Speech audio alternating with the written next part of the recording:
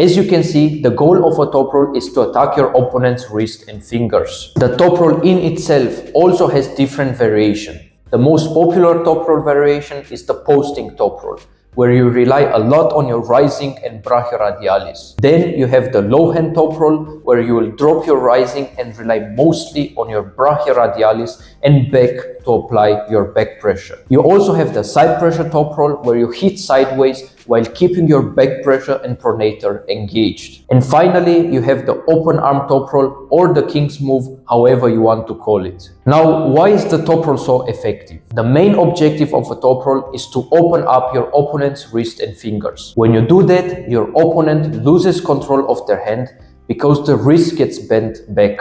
Once the control is lost, most of the arm wrestlers cannot pull without their hand, or if they can, the power is extremely reduced. And that's what makes the Toproll technique so effective. Of course, there are exceptions to the rule, as always, guys like Todd Hutchings, who basically doesn't care about the wrist. These kinds of arm wrestlers can pull full power without the wrist, but this is pretty rare and it takes a lot of time to develop such a skill. Now, let's move on to the areas that will determine how strong your Toproll will be. To build a strong Toproll, you will need the following strengths: brachioradialis, rising, back, cup, fingers, pronation. For each of these categories, I will give you at least one exercise. Even though the main weapon of a Toproll is attacking your opponent's wrist and fingers by pulling your arm backwards, the strength of your own wrist and fingers is just as important as your pulling muscles. Without wrist control, you will not be able to apply your back pressure and side pressure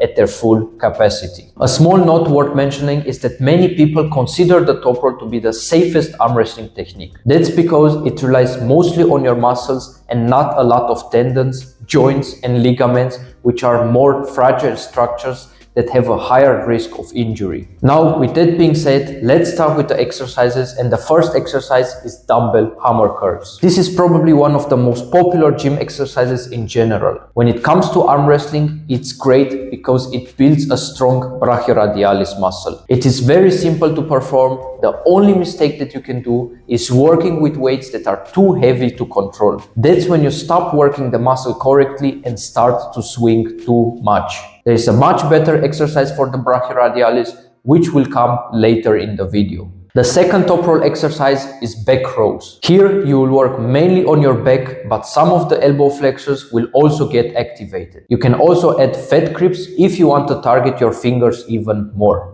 You can do this exercise either with dumbbells or you can use a rowing machine for it. I personally like the rowing machine more because I can activate my lats better and it is much harder to cheat by using the momentum of your body. Try both versions and see what works best for you. The third Toproll exercise on the list is another well-known exercise, the classic pull-ups. This is a great arm wrestling exercise and can be even considered a compound movement for the sport. It trains your brachioradialis, back, wrist and fingers all at the same time. Because you are doing it for arm wrestling, you will take a neutral grip. This variation simulates the best how you pull on the arm wrestling table. When you do your pull-ups, pull yourself up as high as you can. If you can do 8 reps with your body weight, start adding additional weight. We are not calisthenics athletes. We don't care if we can move our body 35 times.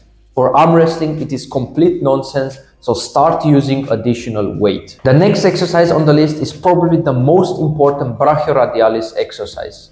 Hammer curls with a belt. This variation is much better than dumbbell hammer curls because it removes the grip factor. With dumbbells, your grip can be the limiting factor and it's less realistic because in arm wrestling, you are not trying to crush your opponent's hand. Hammer curls with a belt will let you focus fully on your brachioradialis. If you have a vertical squat bench, you can also do this exercise with your elbow fixed on the bench. For the wrist, you are going to do dumbbell wrist curls at a 45-degree angle. Take your dumbbell, put it on your leg and do the regular wrist curls. The most important factor here is to move the weight only by using your wrist. Don't help yourself by moving your leg up to complete the reps. Keep your leg in a static position the whole time and cup clean with your wrist. If you want to make this exercise even harder, you can add additional fat grips. And if you're above 90 kilo or 195 pounds, the fat grips are necessary because they simulate the big hands of your opponents. Few of the exercises I just showed you already work your fingers to some extent.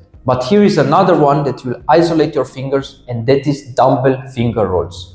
Sit down on a bench and hold a dumbbell. Let it roll down to your fingertips, then curl it back up. You can also do this exercise at the cable tower. Take a normal gym handle that rotates, attach it to the pulley system and do the same movement. Now let's move on to pronation. You have to understand that your pronation is only as strong as your back pressure. You will not have a strong pronator without having a strong brachioradialis. For pronation, you will do static pronation holds. Wrap the belt around your thumb and add some sort of material between your hand and the belt. Then pick the weight up and hold it statically for 5 seconds. This will put the main tension on your pronator. I'll go deeper into the science of the pronator in another video, but this is a great pronation exercise. Spoiler alert, most of you do the Devon Lara pronation lift wrong, and in the pronation video I will explain exactly how to do the exercise in the right way. And the last exercise on the list is rising with a belt. You will just take the belt into your hand normally, not that weird wrapping around that everybody is doing that makes the lift much easier. The riser must be activated before you start lifting the weight,